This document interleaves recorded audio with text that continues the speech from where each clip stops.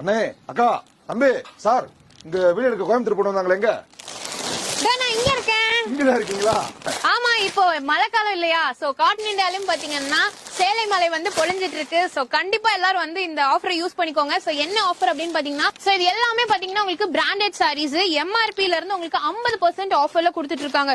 So இந்த collections எல்லாமே பாத்தீங்கன்னா ரொம்ப அழகா இருக்கும். Super எக்ஸ்க்ளூசிவான collection. சோ இது எல்லாமே பாத்தீங்கன்னா உங்களுக்கு கேட்லாக் சாரீஸ்ங்க.